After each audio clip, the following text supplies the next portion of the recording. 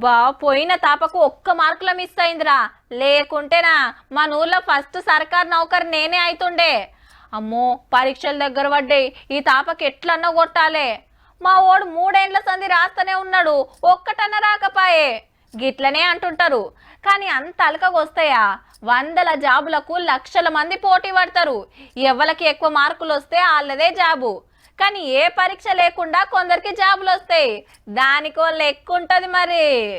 ఇంకో 922 జాబులకు అపాయింట్మెంట్ లెటర్లు పంచిండు CM sir.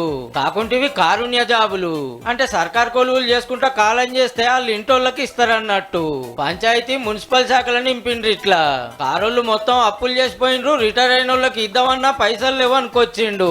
బిల్డింగులు కట్టాలన్నా లేఅవుట్లు చేయాలన్నా బిల్డ్ నౌ యాప్ లో దరఖాస్తు పెట్టుకుంటే పర్మిషన్లు ఇస్తారట. చెప్పున ఆయన మందు డెలివరీ ఇచ్చే విధానం తెచ్చి నేను ఇసుక డెలివరీ ఇచ్చే విధానం తీసుకొచ్చిన.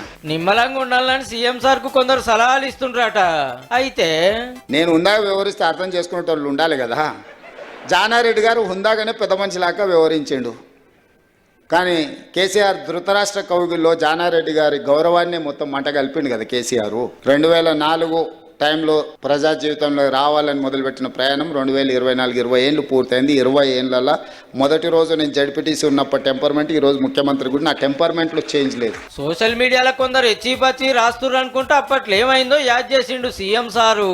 ఉన్న వ్యవస్థ మొత్తం అదే కదా. అదే పోలీసులకు నేను ఆదేశాలు ఇస్తే నిమిషాలలో ఇళ్ళకి వెళ్ళి బయటకు వెళ్ళకుండా అందరిని లోపలేసి తాళం వేసి వంగబెట్టి దంచరా?